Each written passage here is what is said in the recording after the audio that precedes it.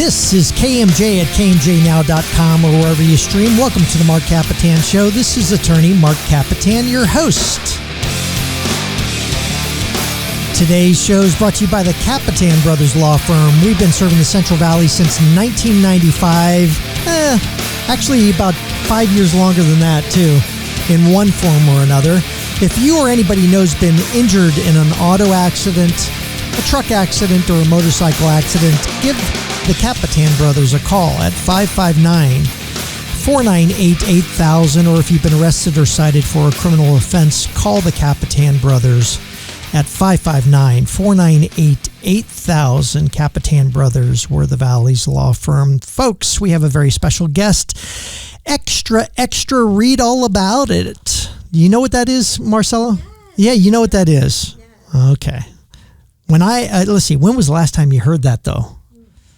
Maybe in the movies or maybe on the streets of Chicago about 40 years ago when I was with my dad in Chicago. I miss the days of the newspaper stands and sitting on a shoeshine bench reading the headlines from some sort of giant newspaper, and you've seen all those guys with the big old newspapers spread out. Or seeing every attorney in court back in the day with the latest issue of the local newspaper, including our current guest's newspaper. There's an art form in how you have to do a fold on an old giant newspaper so that it is small enough that you're not bothering the guy next to you. And they would be doing the crossword puzzles and stuff like that, asking the next guy next to him, basically, give me a 5-letter word for nervous tick. We'd be sitting in court, Marcel. A guy would reach over and go, hey, give me a 5-letter word for a tropical fruit. And you'd be like, oh my gosh, And so you'd sit there and help them fill out the crossword puzzle on the local newspaper. What happened to the days of William Randolph Hearst or Joseph Pulitzer, the glory days of the New York Times, the Wall Street Journal, and the Times of London? You could even say, Pravda. It was always the dream of young writers, reporters, and revolutionaries to be the hand that prints the pages of a nation or of a movement or of a political viewpoint or of the society pages. Or, in my next guest case, the word of happenings of our very own Central San Joaquin Valley. As a fourth-generation publisher, my next guest knows all too well the feeling of putting the day's news to print. His publication, The Business Journal, provides comprehensive news coverage of our Valley business community. Under his leadership since 1981, is that right? When I took over the family newspaper, I think it was about in the 80s, Yeah, 1981, 80s. Somewhere around there. The publication circulation has grown more than tenfold actually, and its advertising sales more than 1,000%. So here to tell us all about the family business, generations and generations of the Business Journal and the previous names that it had back in the day, president and fourth-generation publisher Gordon "Gordy" Webster. Welcome, Gordon. Thank you, Mark. Great to be here. Yeah, I love Thanks it. for the invite. Now, are you kidding me? You're amazing. Listen, the show highlights Valley people and national people, but people that make a difference in our Valley. And from the people that I've had give quotes about you. Big, huge business leaders, they say that you are as fundamental to the Valley and the Business Journal is as fundamental to the Valley as anything. Wow, that's nice to hear. Thank you. Yeah. You want a list of names? There's a lot of them. There's a lot of names that I hear that a lot. And it's a compliment to our organization. And when I go back to the office, I share that with my employees. I like to share the good news, so I do a lot of that. Yeah. Well, listen. I mean, Mike Sherinian was one of them. I have a quote, and I'll get to it maybe later on. Mike's a good friend. Yeah, and that's what I understand. Basically, and I'll get straight to it. He says the Webster family is like the backbone of Fresno because they care about the community and they always have. And I mean, you can't get any better than that. Your family business, the Business Journal, is at what's the subscription list now? How many do you guys have subscribers? We have about, I think you just heard the number today, about a little over 11,000. Yeah. Of which a little over 9,000 are digital subscribers and maybe about 2,000 print. Yeah, you guys are still doing the print, huh? Still doing the print. Old CEOs like myself, I like to read their Wall Street Journal with the paper and Right. not digital. And our editor, who's a lot younger, reads the Wall Street Journal digitally. So Where there's does still it a lot get, of old people still like it. And Yeah, I think there's this whole little trend of young people listening to vinyl records and stuff like that, and I got a feeling, at some point this idea of carrying a physical magazine around or a physical newspaper around may catch on again. There's just this allure of having that paper in your hand that we just sort of miss these days. I think you're right. The trend is to go digital. So what we're offering our subscribers, however they want to read the local business news, we want to give it to them that way, digitally or in print. But I agree with you. I think there's still a lot of people that like it in print. I don't know what the future might bring another 10 or 15 years from now. Before it's all over and done with. Well, we'll still have the digital, I hope, and we'll find a way. I think the thirst for local business news is there, and we want to continue to offer that. Yeah, no, I meant. Listen, you guys are going to be around for another 150 years, I hope so. But I meant just the physical newspaper aspect of it. The newspaper in and of itself. By the way, you went digital. You started I don't want to say investing, maybe looking into it or starting up the digital thing very early on, 1992. Maybe a little bit after that. 1992 is when we changed from the Daily Report to the Business Journal. Yeah. So we made all kinds of changes there. I mean, we were a daily court and commercial newspaper, and then in 92 changed the whole format, added writers, added salespeople, production people, and it was a huge transition. And it was a transition that I understand. Now, let's get a little back history. Sure. The paper starts in 1886 from H.C. Miller, right? Yes. What was the name of it back then? It was called the Abstract of Records. Yeah. And so it was one of these papers that, like if you ever have to do a fictitious name statement, you just sort of contact the local newspaper, they put a filing, they go down to the courthouse, it's filed. And it was basically an abstract or a reporting of just legal filings, right? Exactly. Yeah. Recorded documents, your deeds and deeds of trust, bankruptcies. And we still publish some of that information today. It's very valuable to business people. It's very important. I understand that, yeah. But at some point, and then your, great-grandfather? My great-grandfather, yeah. M.S. Webster, Morris Samuel Webster. By the way, what a great name to be a publisher, the Websters. And we're going to talk about your daughter, Ashley, who has the greatest name for a publisher, but we'll get to that in a little bit. He bought the business from H.C. Miller, who had the original paper. For about maybe about 2 years. Yeah. And then my great-grandfather, M.S. Webster, purchased the business for $180. Yeah, $180. That was a lot of money back in 1888. Yeah, but what an investment. I mean, $180 and this thing is still around 150 years later. It's by the gift of God, we're still here.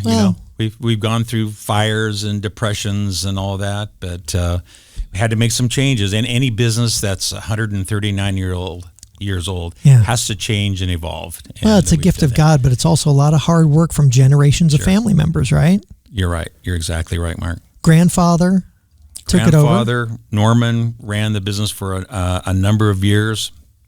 He had a brother who wasn't actively involved, and then my father came in the business right after the Navy, and I remember this quick story that my father, I was actually in the business then. This is the early 70s, maybe 75, and my dad goes to my grandfather and says, "Hey, listen, if you don't get rid of Uncle Lloyd, I'm quitting. I'm getting out of here." Because Uncle Lloyd was a fine man, but he took half the profits, and he lived in Grass Valley up in Sacramento, and he was living a good life. I'm trying to think which one of my brothers that would be out of the three brothers that we had. We're going to be right back with Gordon Webster from the Business Journal on the Marc Kapetan Show. This is KMJ. This is KMJ at KMJNow.com or wherever you stream. You can check us streaming and all the shows from KMJ streaming at KMJNow.com, or you could get the KMJ app. Go to podcasts and you can listen to the show and recommend it and share it with a friend. You could also check out the Marc Kapetan Show on YouTube, Facebook, True Social, Instagram. You could probably see something from the Marc Kapetan Show there. But go there, like and subscribe. Smash that like button, as the kids like to say. Smash that like button. What else do the kids say, Marcella? Do you know? That's sus. That's sus. That's what her kids say all the time. What else? They say period. Period. Speaking of period, and a lot of periods, is the Business Journal. Our guest for today is Gordon Webster, the publisher and owner of the Business Journal, the president of the Business Journal. You could go to thebusinessjournal.com and subscribe. It has all the happenings of business here in the Central Valley, covering what areas, basically? Fresno, Madera, Kings, and Tulare counties. Yeah, good. That's it's basically where the Kapetans cover too. So you got your book, a list here, the list of all the greatest businesses and people here for 2025. Great resource. Yeah, we're going to be using it for guests, like you said. Okay, Gordon, Gordy. I got to start calling you Gordy. Yeah, Gordy, please call me Gordy. Yep. Listen, we were talking about your father and grandfather. The great-grandfather took over the business from H.C. Miller back in 1886, or somewhere around there. 1888. 1888, and built it into the basically monopoly that it is today of business news here in the Valley. You eventually take over in 81, and then you change the name and you reformat it to the Business Journal. But it's my understanding, what the cool part about it is your great-grandfather had it, then your grandfather had it, then your father had it. And when you took over and made this very, very sweeping change of the Business Journal, you would think the old codgers would sit there and say, gee, I don't like this. But both your father and grandfather were around, and they said, we're all in, go for it. And they saw the actual change. They were with me with the change. I don't know if I had the stomach to make that change without them. It made it very easy. They both said yes. My grandfather was pretty much semi-retired then, and my father was running the business. And I asked both of them. I mean, I did my research and began to see these business journals across the country in my travels. And I said, gee, if we don't do that here in Fresno, somebody else is going to come in. And there's a lot of big conglomerate business journals across the country. So you said something about how your father took over the business from your grandfather? Well, there was a time, Mark, when myself, my brother, who's just a little younger than I am, and my grandfather and father, all in business together, four of us. And I remember during that time, the phone would ring and somebody on the other end would say, I want to talk to Mr. Webster. And so our secretary would go, she'd be kind of bewildered, and she'd go, well, do you want to talk to Norman A., Norman G., Gordon Sr., Gordon Jr.? And, they wouldn't know. But you know what? It was a glorious time there when all four of us were there. My dad was very good about change and saw the evolution of hot metal, which we were, and evolving into cold type and eventually desktop publishing. Yeah. But it was really a fun time. The four of us down there. Yeah. And then soon after, my dad goes to my grandfather and says, listen, if you don't retire, I'm going to retire before you. So he quickly retired and got out of there. So Grandpa happily retired and said, we're going to leave it to the younger generation. Yes. And so the three of us were down there for a number of years. And, it was a lot of evolution. We started a commercial printing company. And my brother kind of oversaw that. Yeah, where is this printed at? This is printed by Casey Printing over on the coast. Okay, I didn't know if you guys had your own printing operation or not. No, we did. Okay. We it's a whole other story in itself. We printed our own paper when we were like an 8-page broadsheet. Yeah. And then we changed the Business Journal, more pages, color, and I'd have to spend millions of dollars with the press equipment.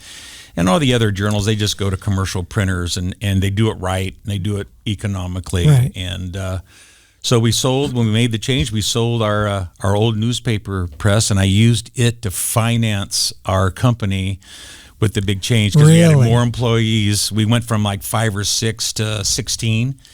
And so what do you currently have?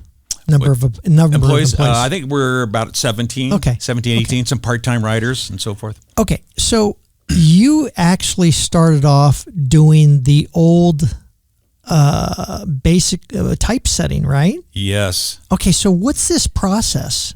Because I'm reading up that you're melting down metal and you're recasting metal. I did that when I was at Bullard High School. My dad would say, "You know what? Make some money, right? Yeah. Some gas money and all that." And I said, "Sure." So I would go down on the weekends, and there was a big metal vat there that we put our type in, and it would melt down into liquid form, and then I would clean it, and then I'd pour it back into what we call pigs. Pigs and slugs, right? Yes, and then those would hang from linotype machines, and then the linotype operators would type out the sentences, right? I don't even know what a linotype. Look at Marcella's like really blown away. Okay, I was very fortunate. I lived through the whole change of. So this of isn't taking the little metal pieces and putting them in order or anything like that. Oh, it is. It is. It's galleys. It's wow. They're about so and about whatever would be a column, right? Column inch. Well, what's funny is so you listen. I'm on Word or Word. I don't know if there's Word Perfect anymore, but Word or Pages on.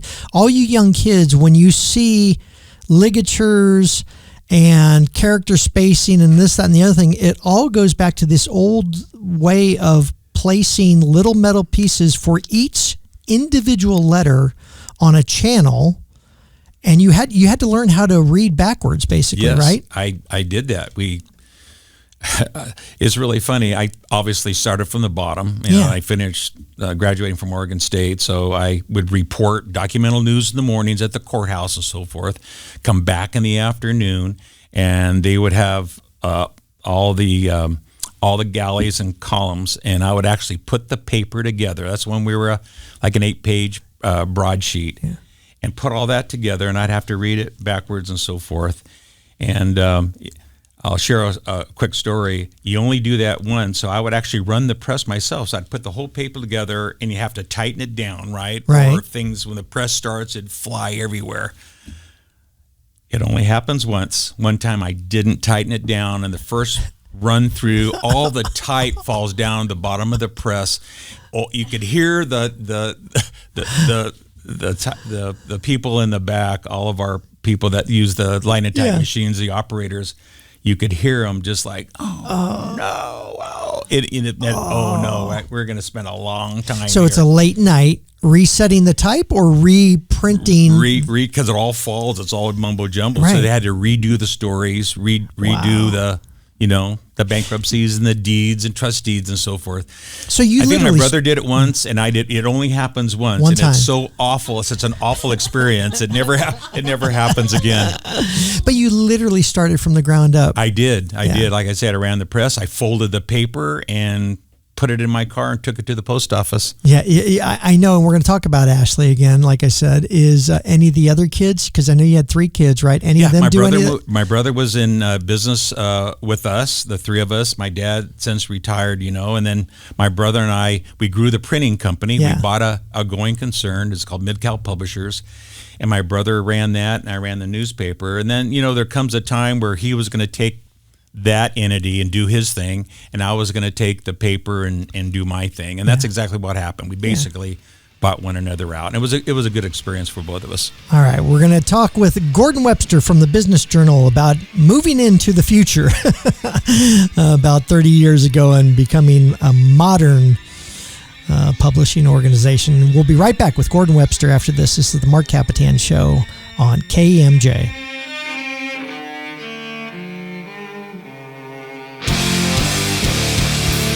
This is KMJ at KMJNow.com or wherever you stream. Hey, folks, you know the drill.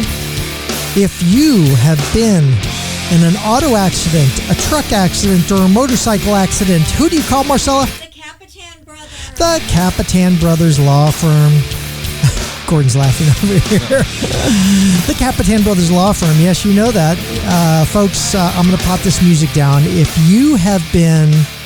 By the way, Marcella, I'm going to upset your husband right now because this is KMJ at KMJNow.com or wherever you stream, but it's also KMJ at 105.9 She's already getting AM. What is it? What did we used to say? This is News Talk 580, 105.9 KMJ. And the reason why I say that is because we're sitting here with Gordon Webster from the Business Journal, who has a digital publication now, but still holds on to that beautiful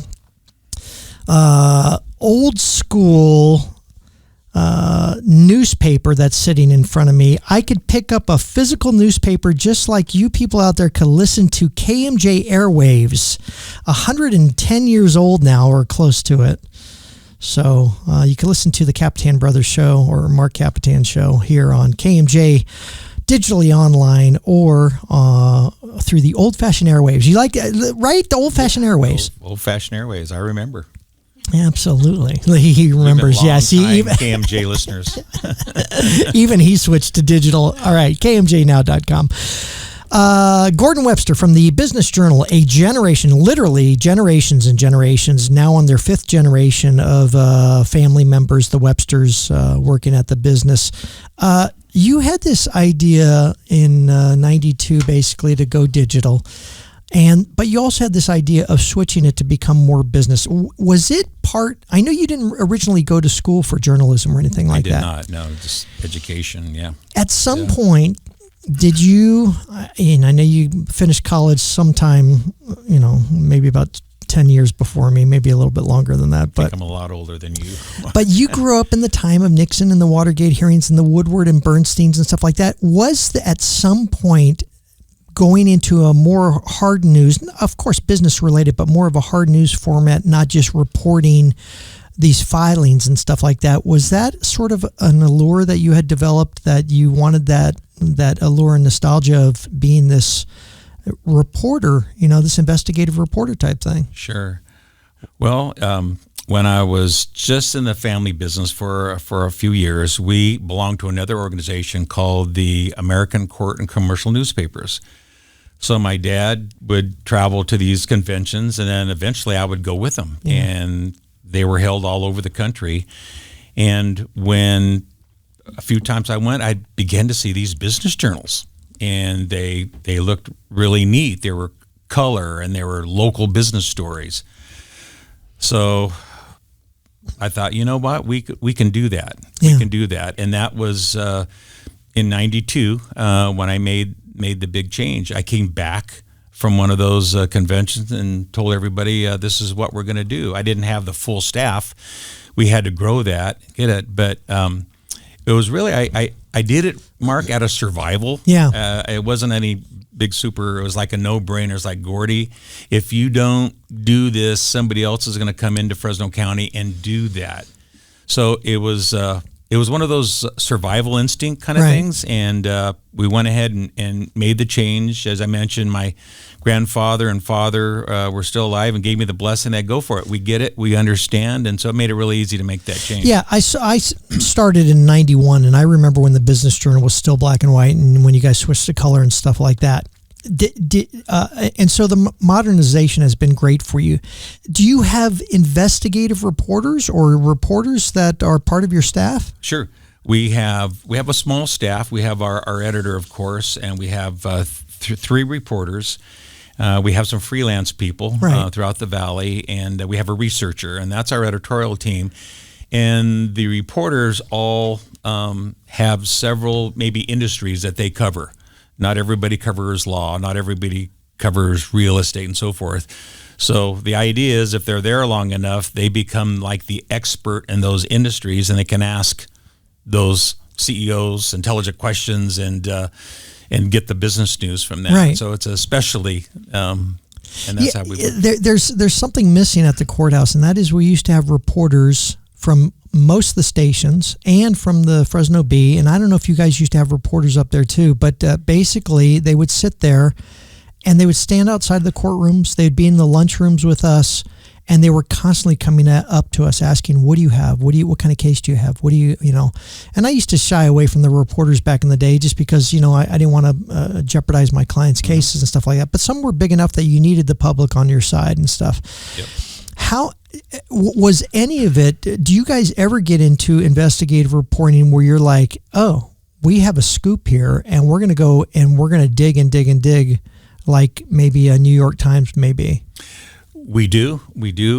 If we're covering an industry and there's a story, a good story, a good scandal,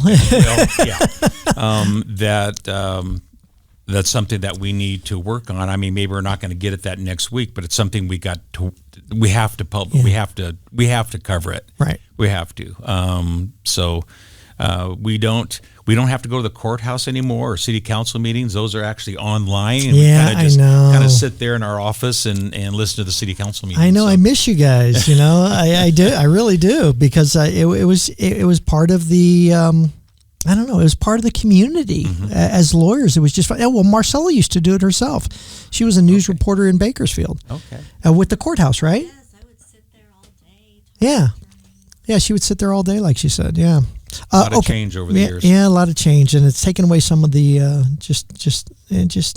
took away a little bit of that character and that vibe that we used to have back in the day. Let me ask you this: what's one of the biggest stories you guys have broken? Can you mention that kind of stuff? Not so much like big stories. I mean, we.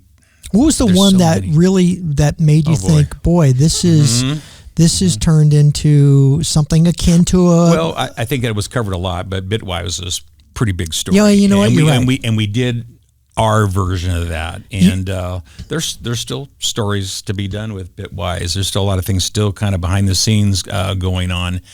But that was a pretty major story. I mean, that made national news. But even so, I remember reading in the journal, your journal, the business journal, certain things that you had never seen before. You guys were actually part of that news story as far as bringing it out to the public. We were part of it, yes. Yeah, crazy. Yeah. Yeah, it always, well, we won't talk about Bitwise and what it seemed to me to be. Your daughter, fifth generation. You have 3 kids, right? I have 3. My oldest... Gordy, G3. He lives in Oregon. G3. He works in our family nursery business, my wife's family nursery. Is he also the fishing guide? Yes, he is. Yeah, he's really good at what he does. How great. So he's living his dream. He worked 20-something years in the nursery business, and he always fished the Columbia River and the ocean with his uncles and so forth. And he just said one day, I'd like to give this a go. So good for him. He spent some of his inheritance and he bought this beautiful offshore boat. And I've gone many times with him. You have a place up there now, right? Yes, we do. We have a beach house on the mouth of the Columbia River. How beautiful. He works out of there, and so he works in the nursery. During the winter and when it's fishing season, our CEO says, he's really valuable because he has so many years' experience in the nursery business. Kid number 2. Chad, he lives here in Fresno. He works for Ryerson. It's a billion-dollar company out in Ryerson, Clovis. Of course. And he handles all the jobs that come in and disperses them out throughout the company, and he's doing very well there. And my apologies to the 2 oldest boys, but kid number 3 is Ashley, the one who's in the business, baby, right? Yes, she's been with us 17 years, and she started from the bottom too, and she started in our circulation department. She's our associate publisher now. She has grown all of our business events. We do about 4 business events during the course of the year. She runs those from start to finish. Yeah. And she actually sells sponsorships, and she also oversees our circulation. Marcella. Yeah. Kapetan Brothers is going to be getting a call, I got a feeling. But she's a great asset. Here's a beautiful quote from her, and we'll go to commercial. I've learned so much from my dad. He's been the best dad, boss, mentor, and friend. It's been an honor and a privilege to be his daughter and to carry on the Webster legacy forward into the next generation. We'll be right back after this with Gordon Webster on the Marc Kapetan Show. This is KMJ. This is KMJ. Welcome back to the Marc Kapetan Show. Folks, I want you to go out and subscribe. If you're a business, seriously, whether you need to advertise or whether you just want to know local business news from the Central San Joaquin Valley, contact the Business Journal at thebusinessjournal.com. Don't ask for one of the Websters because you'll get which one, right? right, Gordon? That's right. We are on with Gordon Webster. He's the publisher, owner, president, all bunch of titles of the Business Journal, which is the local business newspaper since 1986, since 1886. 1986. I lived in that generation. Okay, 1886, right, Gordon, when your great-grandfather took over from H.C. Mills. Okay, Gordy, you've had plenty of accolades that we're going to discuss and plenty of milestones, but the biggest milestone is, it's a twofold thing, Marcella. It's 50 years of work, but I don't know if he's talking about the Business Journal or 50-year wedding anniversary. Ooh, that's right. Which that's right. both occurred this last year, right? It's been a big year for all of us. A big year. 50th wedding anniversary and 50th work anniversary. Your lovely wife is? Jean.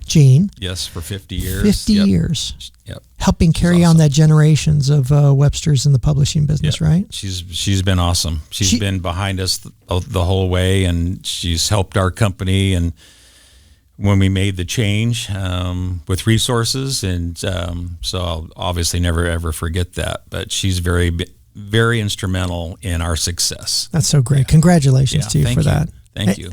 And I'm joking around when I said it was your 50th work anniversary being part of the marriage, but no, you actually have had 50 years working for the Business Journal. Right out of college, 1974. Oregon Beaver, right? I'm a Beaver, yep, and great experience up there. I was very fortunate, to get an athletic scholarship from Bullard High School to Oregon State. I played for the Great Pumpkin. You might remember. No, that. I'm not a sports guy. Who's the Great Pumpkin? Oh, the Great Pumpkin was our coach then. He was big, round, and he looked like a What position did you play? I went up. I played. I was a wideout at Bullard. I was a big guy. I was fairly quick, and went up there. Freshmen couldn't play varsity then, so played freshman ball, and then they decided to move me to outside linebacker, and I played outside linebacker for the rest of my career up there, and it was just great traveling around the country. Absolutely. But you weren't a journalism major, right? I was not. I was an education major, physical education major, and a health science minor, and thought I might teach and coach. And the business was lucky. I called my senior year. I called my dad and said, "Hey, is there any room down there at the Journal?" And he goes, "No, but we'll make room because promise me 3 years of your life." I said, "No problem. I could always go back to teaching and doing that." So I didn't see the Business Journal then. I just saw opportunity working with my family, and I thought how great that would be. So was it one of those where you thought, God, I don't ever want to go in that business, but when you finally got into it, even though you were working with the pigs and the slugs, at the very beginning, you actually fell in love with it? It actually, did it become like part of the DNA where you like, oh, wow, I'm really fulfilling this destiny? Well, it really is. My dad, you probably obviously don't know this, but my mother, she was the feature editor at the Fresno Bee for 30 plus years. Oh, so you had the DNA from both sides. Both sides, yeah, exactly. I didn't know that. She's still alive, and she's going to come to the event next week, and she's 92, and she's sharp as a tack, and I just saw her this morning. I actually, just before lunch, I went out and visited her. Yeah. My cousin Jim Fotis, God rest his soul, he just passed away. He was with the subscription department at the Fresno Bee for like 50 years. And I remember bustling newsroom and then going there years later, and it was just, pretty empty there. So yeah, a lot of change, especially the big metros. They've gone through some tremendous change. Yeah. All right. Well, one of the biggest things for you, and probably just so great that all the people have talked about you. Ann Speaks has a great comment saying that you're just such a wonderful guy, that she loves your smile, but she also loves the fact that you're a true consummate professional. But one of the greatest rewards that you got is to be, along with a lot of great business people, the honor for 2025 of receiving the Leon S. Peters Award. What does that mean to you? Well, I'll tell you, it was about 5 or 6 weeks ago when I found out through Judge Oliver at a Rotary Club, and I was there listening, and I knew he was going to announce the 2025, and I'm sitting there with my daughter Ashley and just kind of standing there listening and so forth, and he goes, well, the 2025 recipient of the Leon S. Peters Award is Gordon Webster Jr., and I was like a deer in headlights. Did you have any idea at all? No Nothing. idea. I looked at my daughter, and she kind of shrugged her shoulders. And I just found out a week ago. Really? So a tremendous honor. I had the good fortune of knowing Leon. I was a young Rotarian. My grandfather brought me into Rotary downtown. He was a member there, past president, and I remember him. He was small in stature, but had a huge heart. And, as you know, there's buildings all around town named after him. So I'm very, very honored and looking forward to next Wednesday when we're going to have the Valley Business. March 19th, right? Yes. I think it is. March 19th, yes. Yeah, it's a great honor. Well, what's just beautiful about it is I looked at the list of past members. You have Bob Smitkamp, a huge name from Lions Magnus. Yes. John Harris, can't get any bigger than Harris Farms. Sally Caglia from, downtown at the Warner's Theater, and the family friends of ours. I love Sally. God rest her soul. She just passed about a year ago. Tom Richards, love Tom, great guy. Vincent Ricciuti, a lot of talent, a lot of respect, a lot of money also too that these people have, and to be in company of that is just truly an honor. And so congratulations. Thank you so much. How wonderful. Big celebration that night.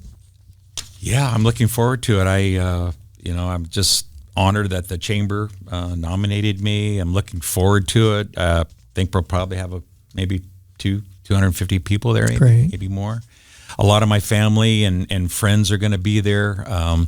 My son Gordy's flying down. He'll be there. That's sweet. So all my golfing buddies at San Joaquin I think there's 6 or 7 of them coming with their wives. So I'm really excited. It's it doesn't come as a gift. It doesn't come as a thing. Check this out, Marcella.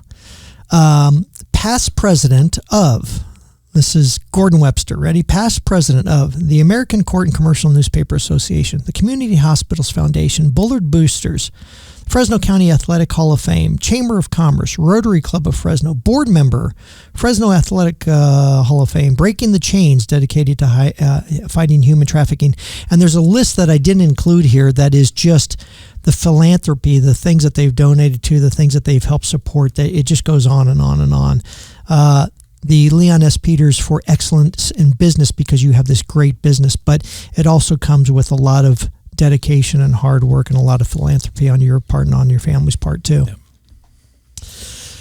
All right, Gordon, what's for the future of the business? You guys are all digital and everything like that. Where can it go? What's Ashley going to take this business to? Well, she's already taken it pretty far at this point in time. We do 4 business events a year.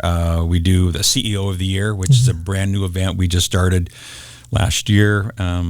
60 and 60? What's that? 60 and 60. It's an online. Actually, we did a luncheon, and then COVID hit, and then we made it digital. But we asked 6 CEOs to talk about 10 things that made them great or their companies great. Oh, I was trying to figure out how you would fit 60 things. It's a catchy title, but it's an online event, and they only have time to talk about 1 or 2 items. But we have an online agenda there that shows their bios and so forth, all the other questions. Check out all the events that the Business Journal puts on. Go to thebusinessjournal.com. Gordon Webster from the Business Journal, many generations of the Websters. Thanks for being part of the community, and thanks for being on the show. Thank you, Mark. Appreciate it. Thanks. We will see you next week on the Marc Kapetan Show. This is KMJ.